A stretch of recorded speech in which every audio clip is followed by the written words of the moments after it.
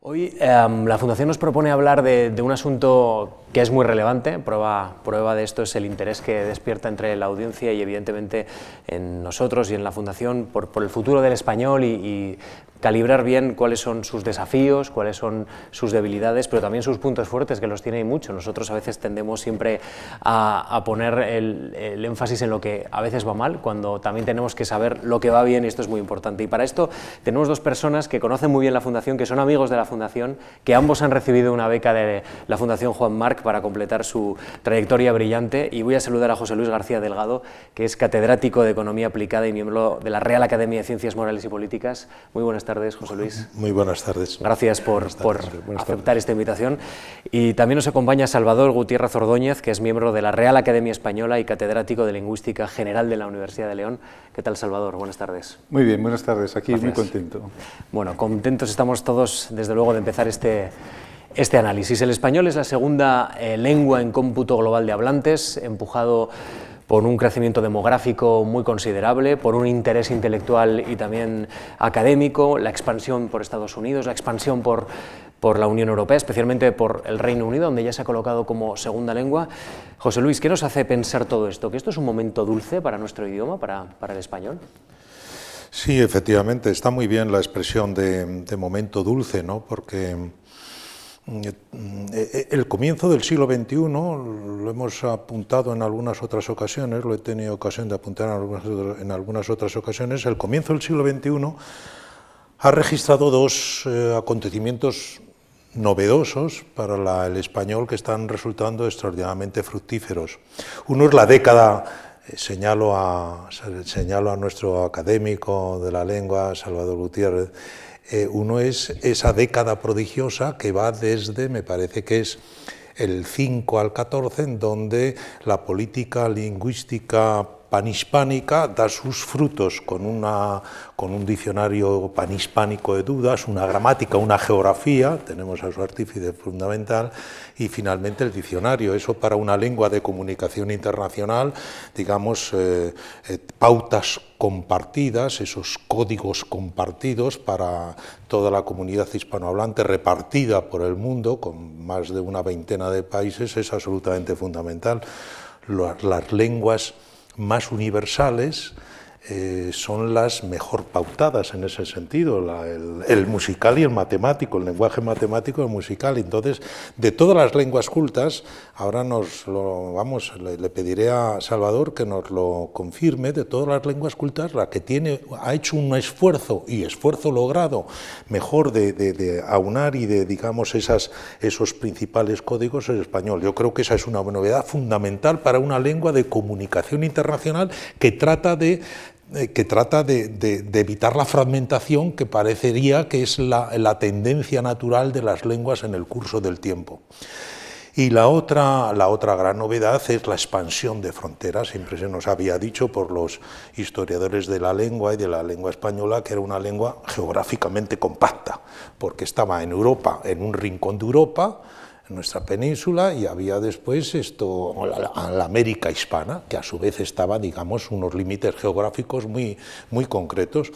En el curso de estos últimos, el comienzo del siglo XXI, en ese sentido ha sido extraordinario, porque el ensanchamiento de fronteras, segundo acontecimiento fundamental, ha sido extraordinario, sobre todo saltando por el Centroamérica y penetrando con muchísima fuerza en Estados Unidos. Estados Unidos es la gran potencia del mundo, no solo económica, militar, política, desde todo punto de vista, y claro, convertirse en la segunda lengua, de hecho, en ciertos niveles, segunda lengua en Estados Unidos es extraordinario, ¿no? Yo siempre, perdón, y ya termino porque me estoy extendiendo mucho, nos regañan nuestros estupendos comunicadores, ¿no? Antonio y Íñigo. Pero hay un dato que es muy expresivo, déjenme terminar mi primera intervención así. A Kennedy, en 1960, solo le pueden votar 500.000 de hispanos acreditados como votantes, con derecho a voto en Estados Unidos, de origen hispano. En 1992, 30 años después, a Clinton le pueden votar ya 11 millones. Inscritos, son muchos más, pero no todos tienen derecho a voto. A Obama, en el 12, le votan 23 millones. Pueden votarle 23 millones. ¿Acaso eso determinó la elección de Obama?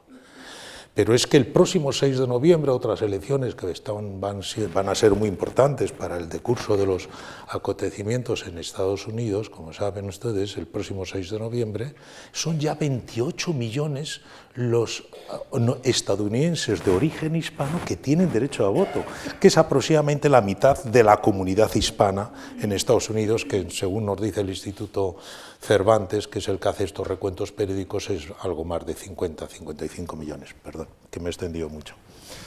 La pregunta que hacía Íñigo es enormemente pertinente. Es decir, ¿qué es lo que hace que una lengua, en estos últimos años, una lengua como el español, pues tenga ese momento dulce, ese carácter expansivo? Y hay que constatar que este cambio, esta orientación es novedosa. Antes, los progresos de una lengua generalmente estaban ligadas al progreso del imperio. En la frase del prólogo de Nebrija, la lengua siempre es compañera del imperio. El imperio conquistaba y detrás iba la lengua y se expandía. Sin embargo, en estos momentos es un crecimiento democrático. Es un crecimiento demográfico, es un crecimiento que debemos a nuestros hermanos de Hispanoamérica, a este crecimiento y a esta expansión, porque por un lado hay un crecimiento, por el otro lado hay un movimiento de migración hacia los Estados Unidos, hacia los estados fuertes.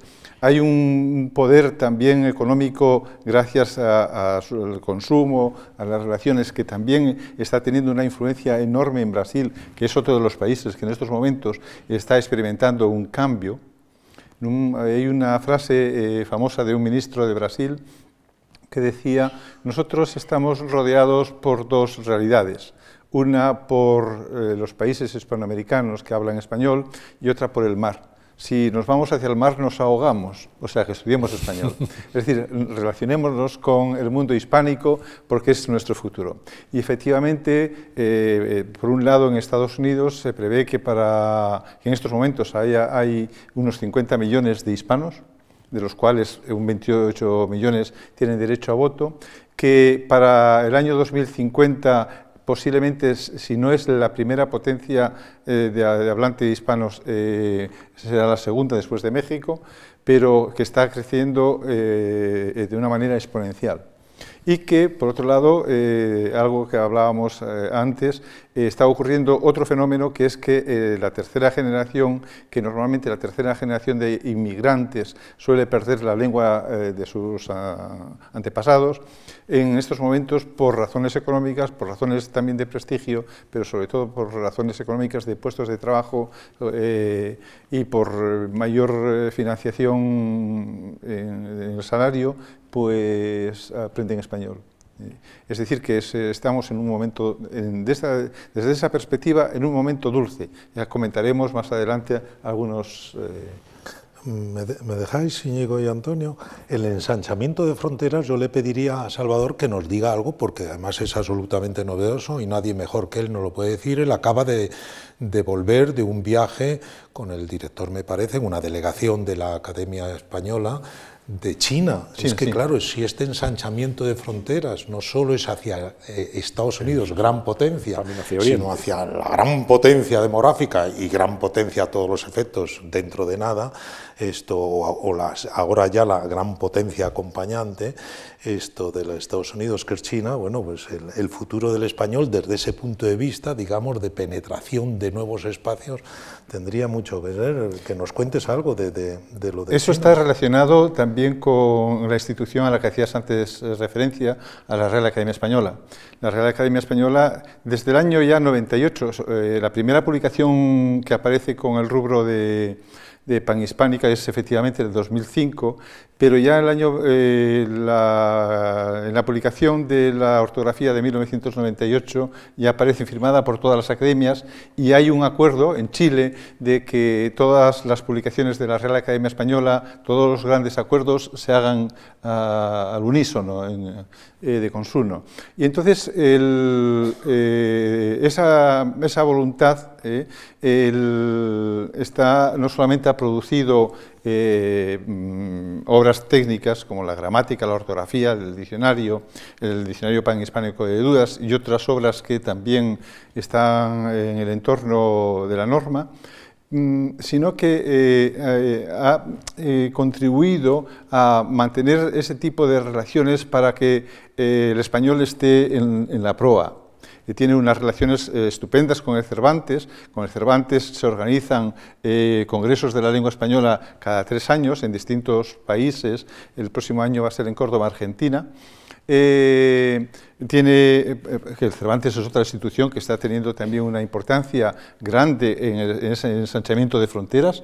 Y por otra parte, pues siempre que tiene que ayudar, por ejemplo, a academias pobres o academias como la de Estados Unidos en sus nuevos retos, la Real Academia Española está ahí.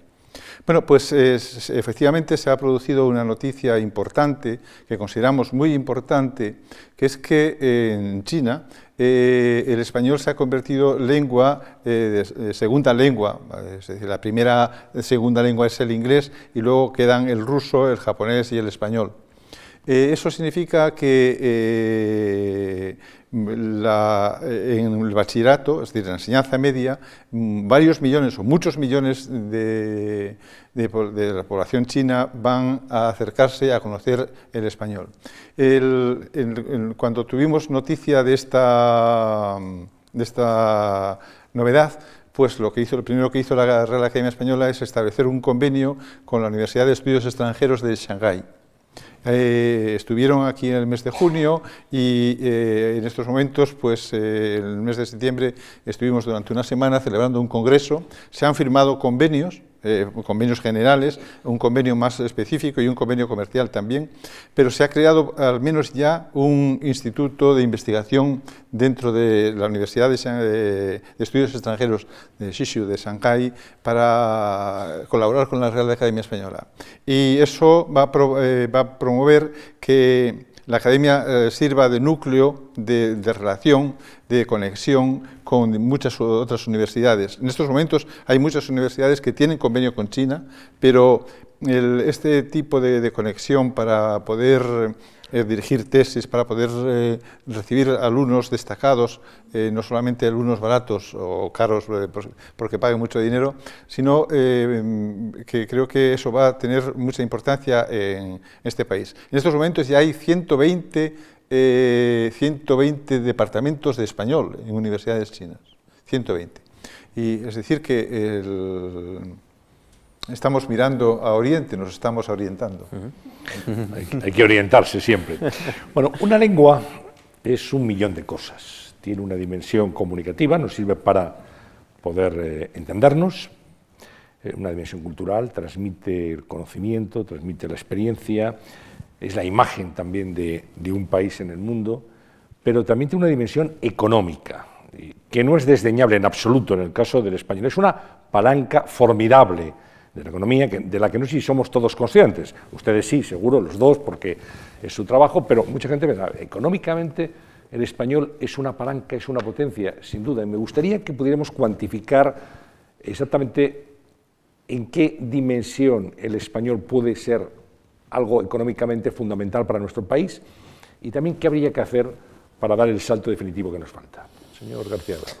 Ahí estamos en parte logros y en parte desafíos, ¿no? Respondiendo al título de esta cuestión palpitante, ¿no? Por cierto, hay que felicitar a la Fundación Juan Mar por tantas iniciativas, pero esta de la cuestión palpitante es estupendo. Déjenme de entre paréntesis, porque claro, traer cuestiones aquí ante ustedes como el futuro de las pensiones en España o la crisis de Oriente Medio, realmente, bueno, es un servicio magnífico que hace una tribuna como esta, un foro como este, ¿no? Muchas gracias. Vamos al tema. Efectivamente, una lengua de comunicación internacional, como es el español, que es lengua oficial, mayoritaria, en algunos casos además mayoritaria y común en una veintena de países, y con esto, como hemos dicho, este grado de penetración creciente en otros espacios, claro, tiene unos efectos, está muy bien el término de palanca, ¿no? Esto tiene unos efectos multiplicadores que diríamos los economistas extremadamente importante, porque facilita los intercambios, facilita la identificación de quién es la otra parte, del interlocutor correspondiente a efectos de la transacción económica, facilita la negociación, digo, facilita el trato que está siempre delante del contrato. La operación tanto financiera, comercial, de intercambio económico da lugar a un contrato. El contrato es el producto posterior a algún tipo de trato. Una lengua común, claro, es absolutamente fundamental para agilizar, facilitar, propiciar ese trato que conduce al contrato. Y una vez firmado el contrato, el seguimiento del contrato correspondiente, porque esto es absolutamente fundamental en todas las operaciones de comercio internacional y transacciones financieras internacionales. ¿Se puede cuantificar? Sí, hay por lo menos procedimientos de aproximación a qué efectos multiplicadores sobre el volumen de las transacciones o el valor de las transacciones correspondientes, qué efecto multiplicador tiene la lengua común. Es decir, para contrastar, comparar cuál sería el volumen de transacciones entre dos países que hablan la misma lengua, en este caso el español, si no tuvieran esa lengua común. Los estudios que se han realizado en una investigación muy amplia, que he tenido ocasión de codirigir, valor económico del español, nos dan datos, nos dan resultados realmente llamativos, ¿no? Las transacciones económicas entre los países de lengua hispana se están multiplicando por 4 veces respecto si no tuviéramos, en comparación con si no tuviéramos esa lengua común. Serán mayores o menores las transacciones comerciales, pero serían 4 veces menores si no tuviéramos esta lengua común. Y en relación a los flujos financieros todavía el efecto multiplicador es mucho más alto, por 7. Intuitivamente eso más o menos lo concebimos, porque si no sería imposible entender cómo una economía española que durante siglos enteros ha estado dependiendo todo el mundo de la industrialización en el XIX, en el XX, en el siglo XIX y XX, ha estado dependiendo de inversiones extranjeras y era muy dependiente de la llegada de inversiones y de empresarios extranjeros para, digamos aquí, levantar iniciativas, emprendimientos y demás. Se ha convertido en muy pocos años, en apenas 20 años, desde los años 90 del siglo XX, en un país emisor importantísimo. ¿Dónde? En América Latina. Ahora ya repartido por todo el mundo, nuestras grandes empresas multinacionales, que son miles, no son una decena, son miles, 4.000 tiene censadas el Instituto de Comercio Exterior de España, están repartidas ya por el ancho mundo, pero claro, la principal desembocadura de ese esfuerzo inversor hacia afuera de España, de ese ejercicio de extroversión empresarial, fue la América Hispana, y hemos dicho muchas veces que las multinacionales españolas aprendieron el oficio de internacionalizarse precisamente donde lo tenían más fácil, donde la identificación del interlocutor, el entendimiento con él, el establecimiento de cláusulas, etcétera, lo facilitaba el idioma. La lengua que es cultura, porque claro, la lengua siempre lleva parejo pues toda una serie de cultura, desde digamos pautas de comportamiento a escala individual, colectiva, familiares, etcétera, etcétera, ¿no? Entonces eso, claro, la lengua ha sido en ese sentido, ha sido una palanca extraordinaria para, acaso, déjenme un poco mi faceta de economista, acaso el hecho más importante de la economía española en los últimos 50 años, que ha sido una economía, como les decía antes, un poco introvertida, pensando en su propio mercado interior, se ha extravertido y se ha hecho una economía internacionalizada de primer orden, Hoy la economía española tiene un grado de dependencia mayor que la francesa, que la italiana, y en Europa solo y la inglesa y la alemana no se codean con nosotros, ¿no? Salvador. Bueno, yo no soy nadie para ampliar información porque el gran especialista es José Luis García Delgado, como él ha insinuado, ha dirigido pues todo un equipo de investigadores sobre la relación entre lengua y economía. Han publicado en la Fundación Telefónica varios libros muy interesantes, desde él, Rodolfo, mismo Guillermo Rojo también ha publicado en esa misma colección. Y lo que sé es lo que aprendí de vuestros libros, ¿no? La lengua española tiene la suerte de ser una lengua muy compacta. Es decir, está España separada, pero el resto de los países están juntos, es una lengua, por lo tanto, muy compacta. Por otro lado, un hecho muy importante es que tienen como una cultura muy común. Es decir, todos los países hispanoamericanos y España, en cuanto comienza, nos entendemos muy bien. Es decir, no solamente es hablar la misma lengua, sino hablar con el mismo corazón casi, ¿no? Con los mismos presupuestos ideológicos. Un español va a México, va a Argentina, va a Colombia, a Centroamérica, a cualquier sitio y nos entendemos maravillosamente bien. ¿Por qué? Porque no nos cuesta, no tenemos que saltar no solamente la barrera de la lengua, sino la barrera de la cultura. Estamos muy próximos. Yo creo que en uno de vuestros libros se decía que cuando un español va a comerciar con países hispanos tiene una potenciación del 290%, mientras que si en los países con habla inglesa no llega ni al 240. Es decir, que hay una mayor facilidad, hay una mayor facilidad de engrase para establecer relaciones que también son relaciones comerciales, por supuesto. ¿Me permitís añadir una cosa? Lo tienen esto clarísimo en América Hispana, este tema lo tienen clarísimo, porque para ellos, de alguna forma, la lengua común es una especie de moneda única, tiene un poco los mismos efectos. La moneda única está evitando el euro, para que en los países de la eurozona nos evita toda una cantidad de costes de transacción, etcétera, ¿no? La lengua común hasta cierto punto actúa de moneda única entre ellos, ¿no? Y si me permiten también añadir, a propósito de palanca, de efecto multiplicador, visto de otra perspectiva, la lengua es la responsable de este premio que nos ha caído no del cielo, sino de la lengua común a los españoles, a nosotros hoy, que es los inmigrantes que vienen de la América hispana. Se han multiplicado, el efecto multiplicador de la lengua es, hoy en España hay aproximadamente 3 veces más de inmigrantes de origen hispano que los que habría en iguales condiciones de ofertas de trabajo, de mercado laboral, etcétera, si no tuviéramos la lengua común.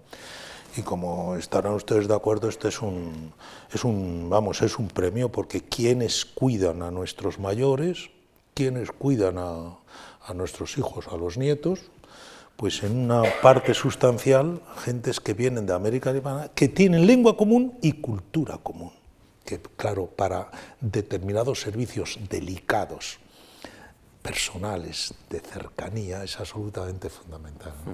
No solamente, perdona, sí. En estos momentos están llegando mucha gente de Venezuela, de algunos otros países, de Colombia, con gran preparación científica también, es decir, con carreras que allí no pueden desarrollar y en estos momentos están enriqueciendo también a nuestras empresas, a nuestra cultura.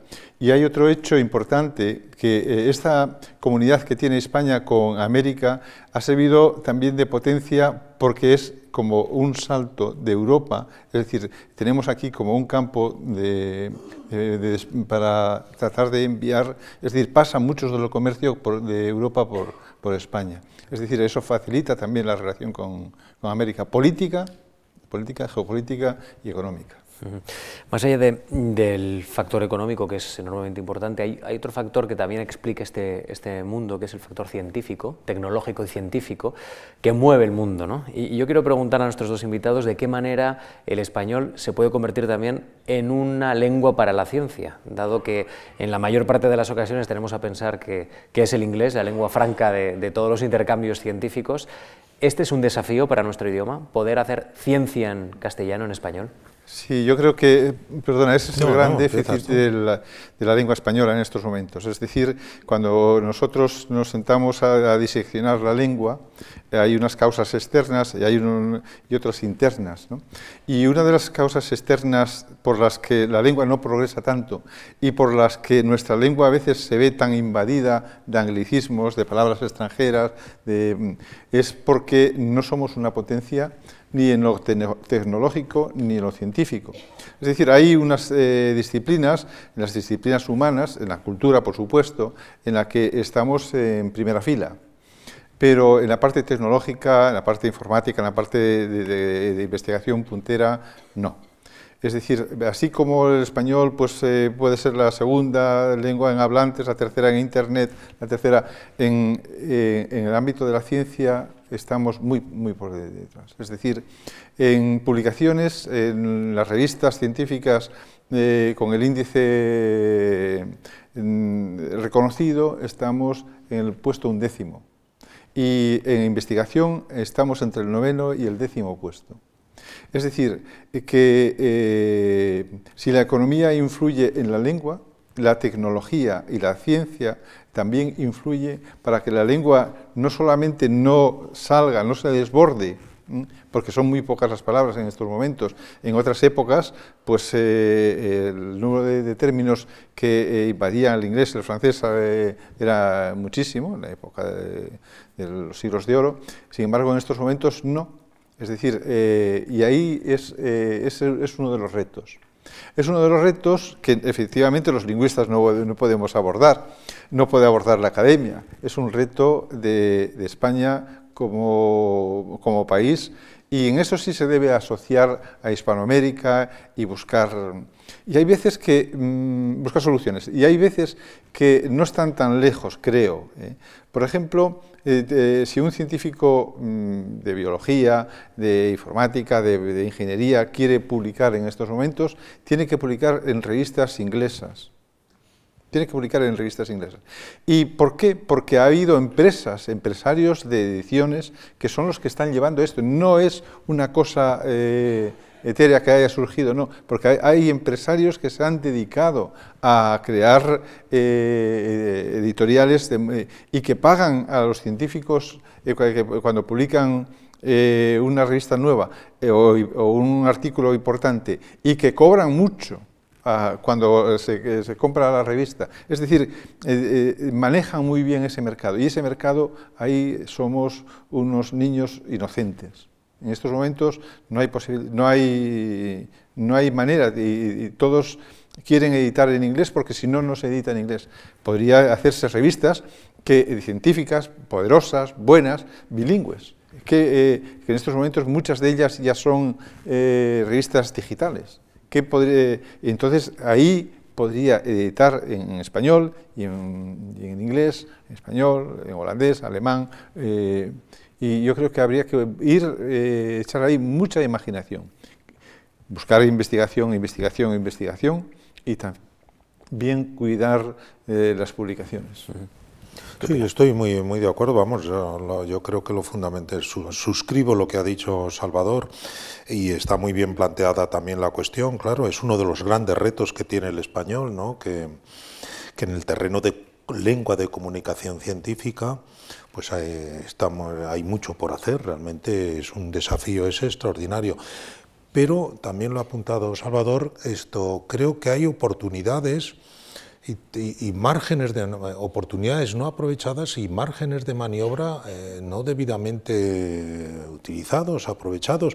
Es una comunidad de 500 millones de habitantes, una veintena larga de países. Hay muy poca comunicación científica entre nosotros.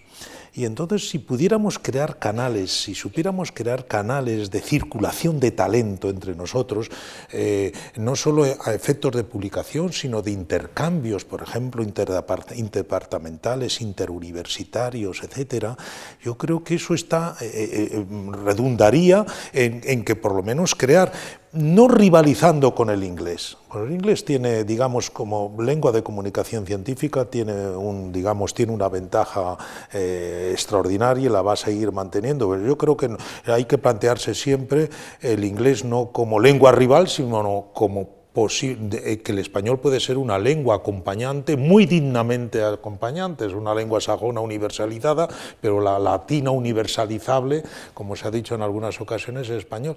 Nosotros creo que tenemos, el mundo hispanohablante tiene oportunidades no realizadas. Hasta hace muy poco, por ejemplo, no se ha hecho un esfuerzo en unificar las evaluaciones, digamos, de calidad de la enseñanza del español como segunda lengua, ¿no? Y eso el inglés lo tenía hecho hace mucho tiempo, ¿no?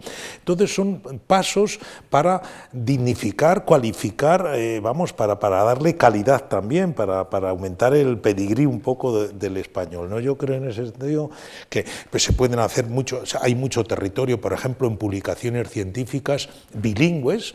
¿Por qué no hacer publicaciones científicas todas bilingües? Es decir, las de biología, las de medicina, las de economía y las de sociología, que ahora, efectivamente, el español o el hispanohablante o el hablante de español de América, que quiere ser conocido en la comunidad científica internacional, publica en inglés. ¿Por qué no creamos plataformas bilingües que, sin detrimento del inglés, pues vaya creando ese espacio común de conocimiento y de circulación de talento del mundo hispano, ¿no? Sí. Un gran desafío. Tendría sin duda todo el sentido lo que apuntan. Hablan de la convivencia del español y del inglés, y me gustaría ahora conocer su opinión acerca del asunto que es espinoso, que es complicado, pero es la convivencia de las lenguas en España. Tenemos la suerte, la inmensa suerte, de que aparte del español tenemos el gallego, el catalán y el euskera. Es decir, el que pueda conocer dos lenguas, pues mucho mejor que una, evidentemente.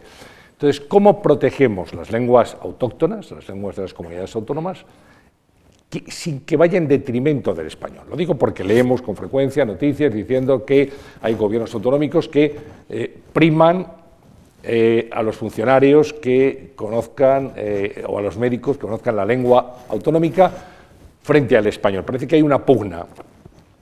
Y quiero una reflexión, no política, evidentemente, pero sí cultural.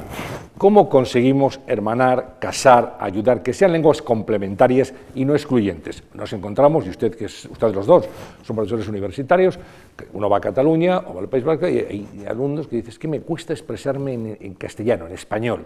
Eso, en el fondo, no es una tristeza, no es también algo que va en detrimento de la formación de estos alumnos, señor García Delgado.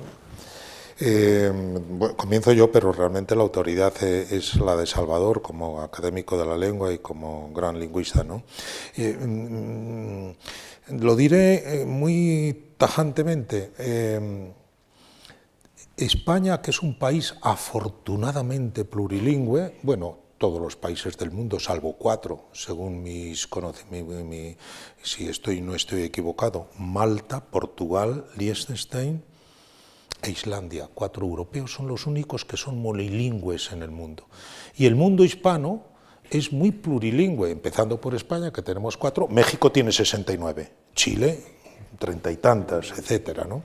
Entonces, en España, que es un país afortunadamente plurilingüe porque es riqueza, eso es cada lengua, y la multiplicación de lenguas es riqueza, no tenemos cultura de plurilingüismo. Lo quiero decir muy tajantemente, no tenemos cultura de plurilingüismo, lo cual no quiere decir que no haya realmente, digamos, actuaciones absolutamente lamentables, ¿no?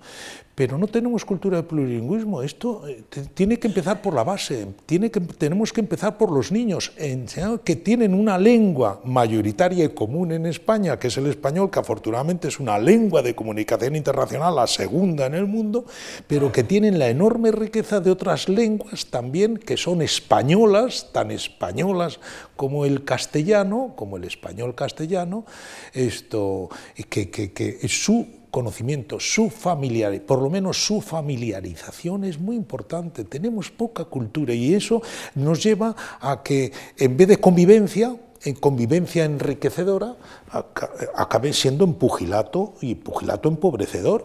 Hombre, yo creo que tampoco es tan difícil políticas educacionales, formativas y después de promoción de las lenguas, en donde, hombre, hay que dos elementos a conservar, dos objetivos: que la mayoritaria no anule a las minoritarias, y que el cultivo de las minoritarias no vaya en detrimento de la mayoritaria, que estamos tirándonos piedras a nuestro tejado. ¿Cómo a los niños de no sé qué aldea, de no sé qué región española, no se les va no se les va a adiestrar en el conocimiento de la lengua que tienen para abrirse paso en todo el mundo, que es una lengua internacional? Pero al mismo tiempo, claro, la lengua incorpora elementos intangibles, simbólicos, de identidad, etcétera, que son muy importantes para la personalidad, para el desarrollo de la personalidad. Y no podemos que la grande no anule a las minoritarias. Todas son iguales a efectos, digamos, de valor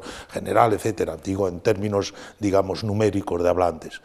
Entonces yo creo que no es tan difícil, no tenemos insisto, yo creo que es un déficit extraordinario en este grandísimo, estupendo país que es España. Una de sus riquezas es el ser plurilingüe, pues no tenemos cultura de plurilingüismo. Cuando nos hablan en catalán, hay castellano hablantes que se sienten incómodos, y cuando se habla castellano, español-castellano en Cataluña, hay algunos catalanes que se sienten a su vez ya no incómodos, a veces ofendidos, etcétera. Bueno, cito el caso de Cataluña, pero el tema es extensible a otras latitudes, ¿no? ¿Nuestro académico cómo lo ve? Pues yo estoy bastante de acuerdo, muy de acuerdo con José Luis. En primer lugar, yo soy lingüista y evidentemente no me gusta que las lenguas se mueran. Me gusta que las lenguas vivan, que las lenguas florezcan, que las lenguas cristalicen en una literatura, que sirvan para transmitir pues, los sentimientos de sus hablantes. Es decir, me gusta que las lenguas vivan y que las lenguas no mueran. Pero claro, en estos momentos, en España se produce, y en muchísimos países, como dice José Luis, se produce que conviven lenguas. Y muchas veces esa convivencia de lenguas, que podría ser totalmente pacífica, porque el español es lengua de Cataluña, porque se habló siempre en Cataluña, y porque muchísimas personas han llegado de inmigrantes como lenguas hablantes en Cataluña, pues o el País Vasco, o Galicia, o Asturias, es decir, tienen que convivir. Lo que ocurre, pues, que esto se enlaza a veces con los sentimientos, otros sentimientos nacionalistas, o vamos a pensar que son los sentimientos de quienes quieren defender su lengua, y que para defenderla necesitan, pues, hacer, es decir, un trato desigual, es decir, como se puede hacer con la mujer en un momento dado en el que la mujer no está favorecida socialmente, y entonces, pues, lo que provoca, pues, es unas reacciones para que el catalán, el vasco, etcétera, estén favorecidos. Pero eso no debería ni extrañar a los que vamos de fuera a Cataluña, ni a los catalanes deberían tampoco, o los vascos, o los asturianos, o los gallegos, es decir, que eso sirviera de pugna, de rechazo. Son dos instrumentos de comunicación, dos instrumentos maravillosos, y lo ideal es que convivieran en paz. Espero que bueno, las cosas puedan ir pasando, porque hay momentos difíciles en la historia en los que se mezclan sentimientos patrióticos, sentimientos sociales, etcétera, con la lengua y a veces con la religión, y eso hace difícil el diálogo. Pero hay una frase que le he oído a Borrera hace poco: vamos a introducir el raciocinio para que los sentimientos se enfríen, ¿no? Eso sería lo deseable. La Fundación Telefónica publica un anuario, una investigación bastante importante sobre la situación del español en el mundo. El señor José Luis García Delgado es muy activo y dirige esos trabajos, y hay una reflexión que me ha llamado la atención y que quiero comentar con ustedes, a ver cómo se puede dar la vuelta. Entre los retos que plantea la Fundación, dice: se tiene que constituir en una de las 6 lenguas oficiales de Naciones Unidas, porque ahora mismo es subalterna, y que la Unión Europea se convierta en una lengua de trabajo como el inglés, el francés y el alemán. ¿Qué está pasando para que se produzca este desfase entre una lengua pujante que habla mucha gente y que incluso es fuente de negocio, y sin embargo en las instituciones internacionales, o en el caso por ejemplo de la Unión Europea, no es una herramienta común de trabajo de las instituciones? José Luis, ¿cómo podemos ir construyendo, y sobre todo quién tiene que dar ese paso para ir construyendo Europa en español también? Sí, efectivamente, ese es un tema, en la Unión Europea, que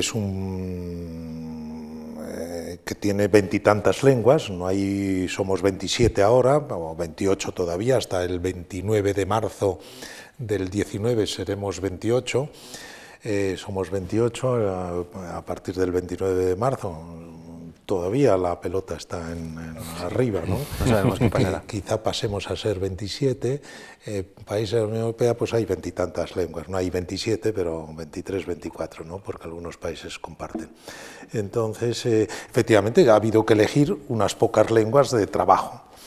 Y esas lenguas de trabajo pues son inglés, alemán y francés.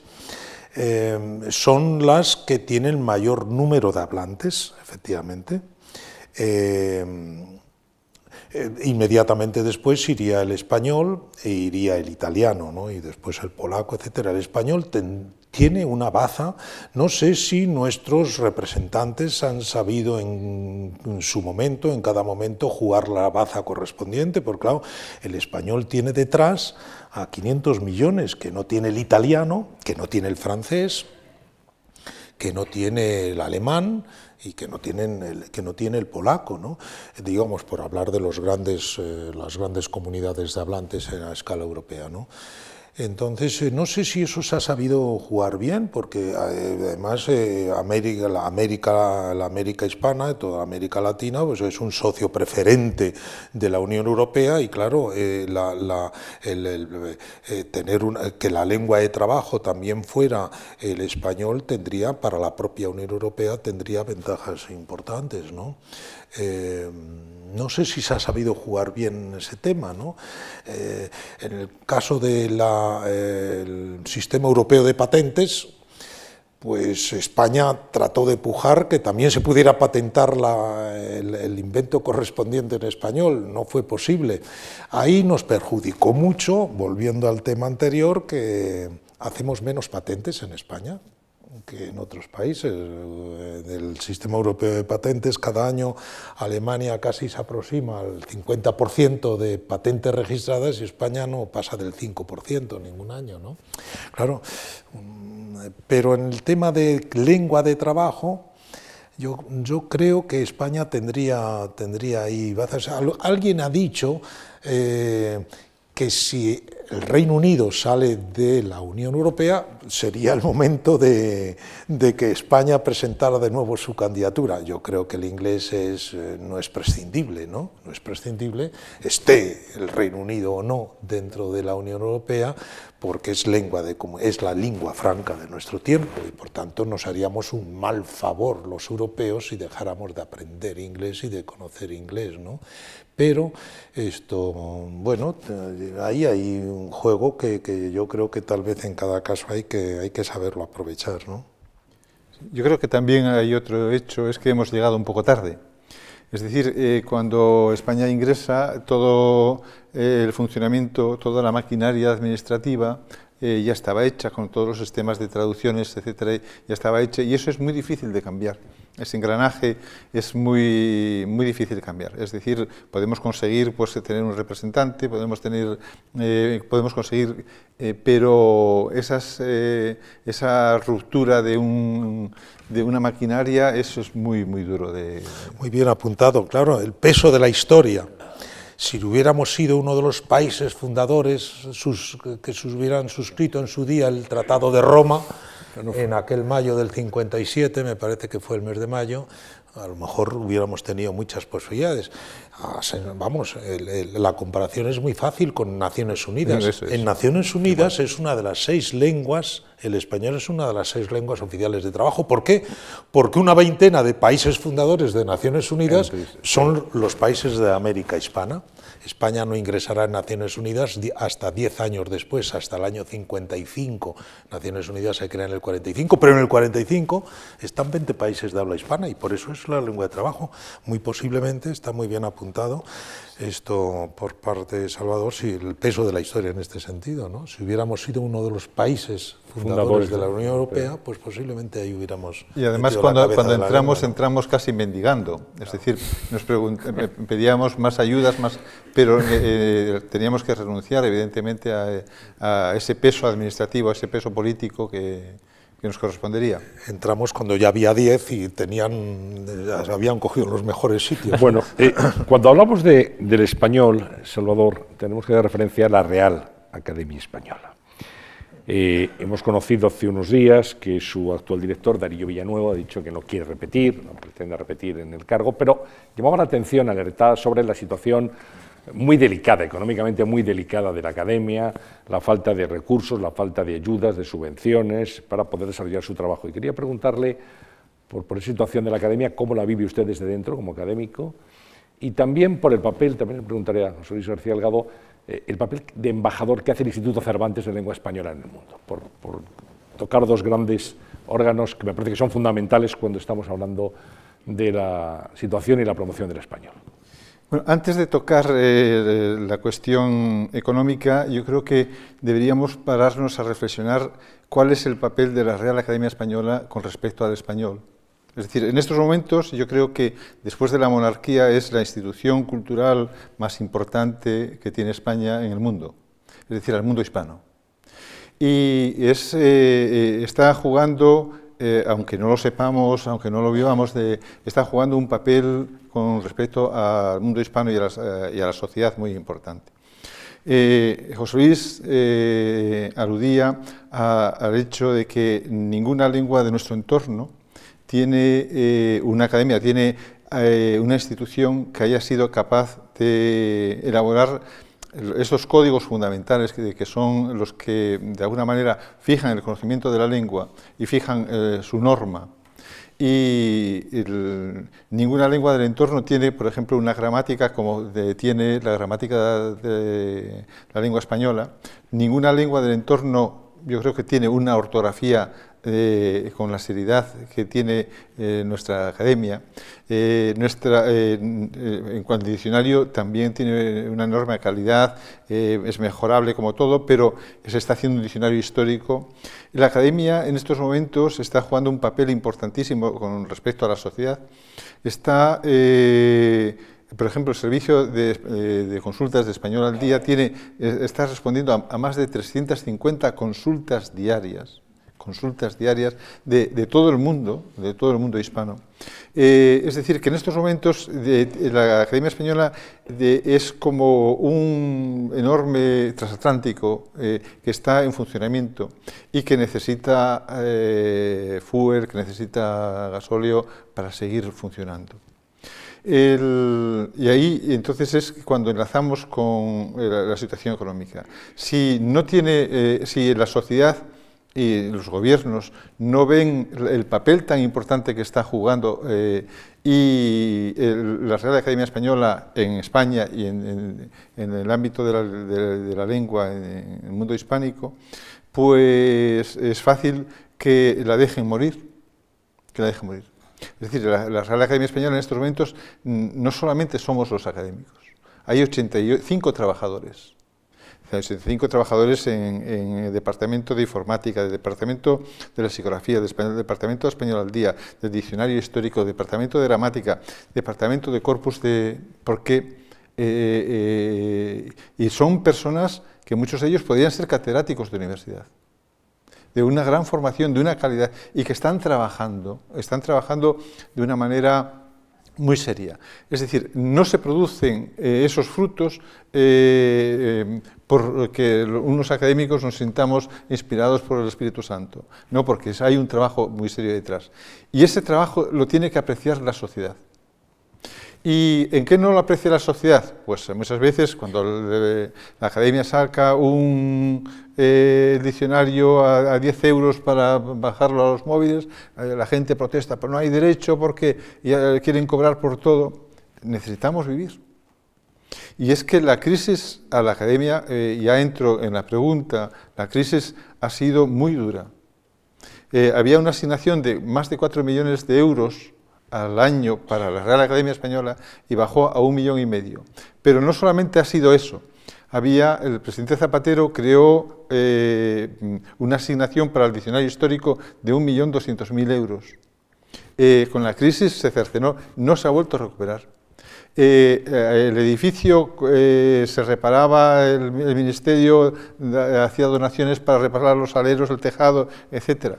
Este año la Real Academia Española ha tenido que pagar por humedades en el sótano unos 900.000 euros que tuvo que pagar obligatoriamente porque no ha tenido asignación de ningún tipo.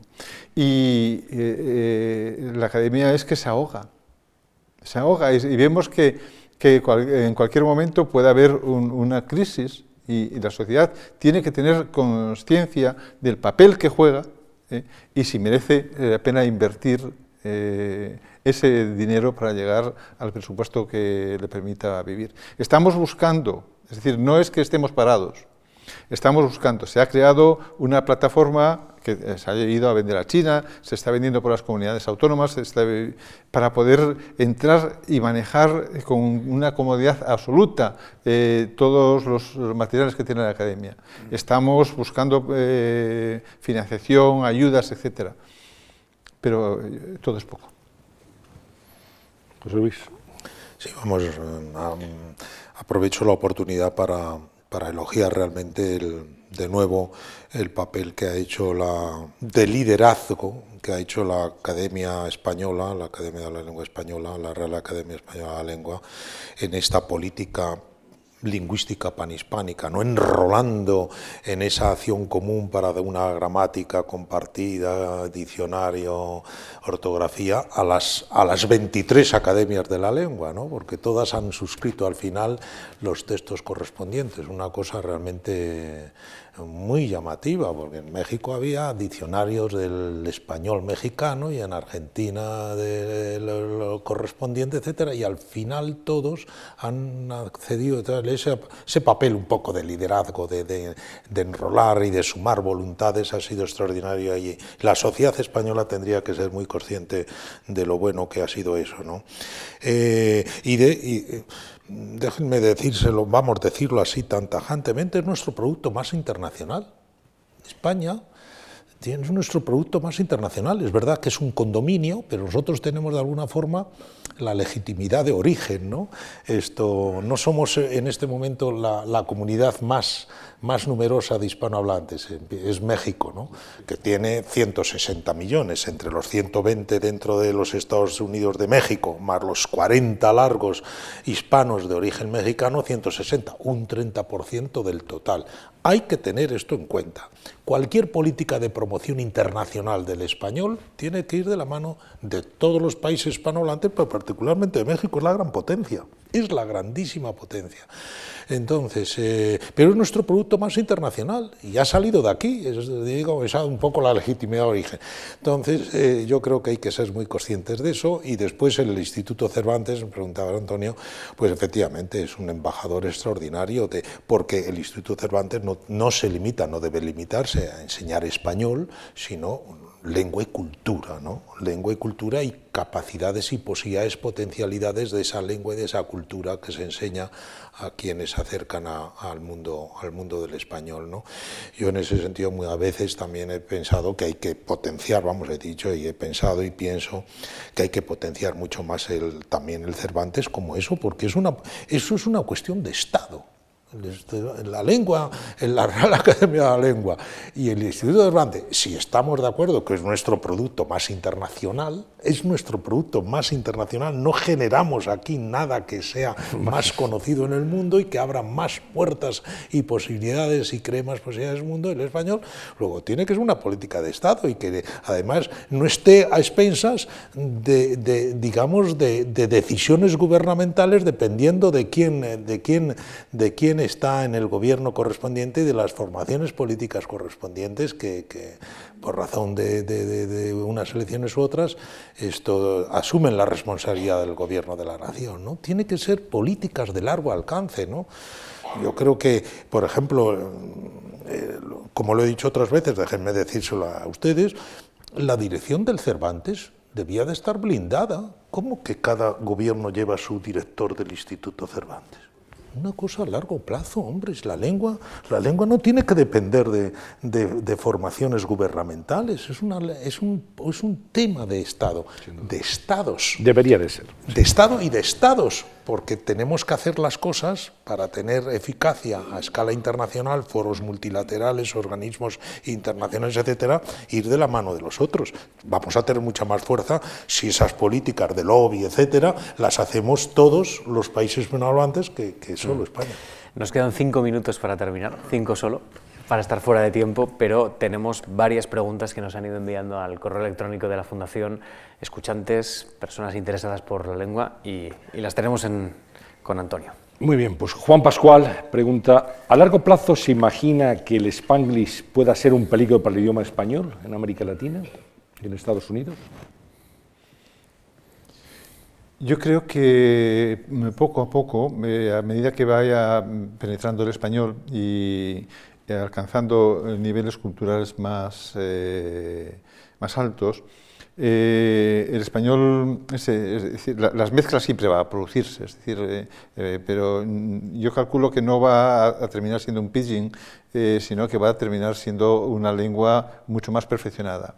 ¿Por qué? Porque antes lo hablábamos como las personas que tienen un buen dominio del español, en estos momentos en Estados Unidos, tienen más facilidad de accesos a puestos de trabajo y tienen como un plus, José Luis se calculaba de un 10% o un 15% más de sueldo. Eso va a llevar a que el dominio del español sea, o la preocupación por el dominio del español en las escuelas y en las universidades sea más perfecto. Y eso va a evitar posiblemente el Spanglish, sí. Sí, siempre que sea esa prima salarial, siempre que haya buen dominio del español y buen dominio del inglés, claro, que haya bilingüismo adecuado. Yo hace 10, 15, 20 años el Spanglish, efectivamente hubo un momento en donde se pensaba que el español se iba a diluir y se iba a transformar poco a poco en Spanglish. Creo que eso está bastante acotado y que hoy yo creo que ese peligro no es tan claro, entre otras cosas porque en Estados Unidos hay cosas tan promisorias para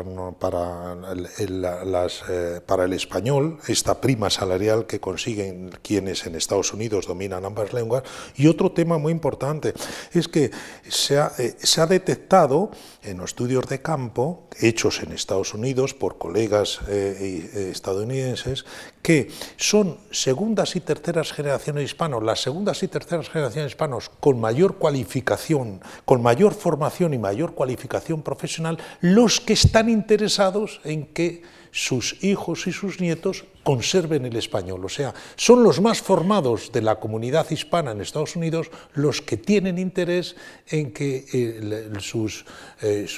quienes vienen detrás, sus descendientes, conserven la lengua, ¿no? Eso es un tema muy importante porque Estados Unidos siempre ha sido el gran cementerio de lenguas. Allí han desaparecido las nórdicas, las centroeuropeas, las del sur, etc. El español está conservando afortunadamente ciertos niveles y posiblemente esa inyección, ese impulso que viene de las élites hispanas en Estados Unidos sea también un tema una cuestión promisoria, ¿no? Bien, y una última cuestión, la plantea Marina de la Serna, dice si tiene sentido, Salvador, plantearse dónde se habla el mejor español, que es una cuestión que le habrán preguntado muchísimas veces, cuando dice, hay en el mundo más hablantes que se sean que los que no lo hacen. Por supuesto, y más hablantes que son yeístas, en estos momentos somos muy pocos los que distinguimos y articulamos a elle, y son muchos más los hablantes en América, en México, en Colombia, en Perú, en Argentina, Chile. Nosotros en estos momentos no llegamos ni al 9% de los hablantes de español. Y somos casi los dialectales, ¿no? Contaba el profesor Betancourt una anécdota muy bonita, que fueron una delegación después de la guerra por América, y estaba Leopoldo Panero, Luis Rosales, y en Altiplano, ahí en Perú, estaban tomando algo, y el señor que les atendía les dijo, ¿y ustedes qué dialecto hablan? Entonces, efectivamente, hoy lo podrían utilizar con mucha propiedad. ¿Ustedes qué dialecto hablan?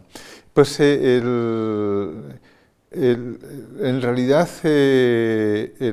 lo que ocurre en estos momentos es que no existe una norma. Antes se hablaba de una norma como si fuera una torre que estaba implantada en el centro de Castilla e impartía pues, el bien hablar por todo el mundo. En estos momentos hay varias normas cultas.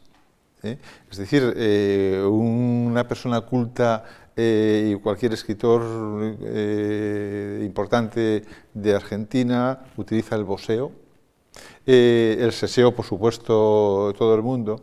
Es decir, que hay como distintos focos de normas cultas que están en plano de igualdad. No, yo añadiría únicamente que se habla muy buen español en España, pero cuando hablamos allí les gusta cómo hablamos nosotros, y a nosotros nos entusiasma cómo hablan los colombianos, los ecuatorianos, todos algunos mexicanos, o sea que, bueno, en ese sentido también es bueno, todos tratamos de hablar bien el español. Sí, sin duda.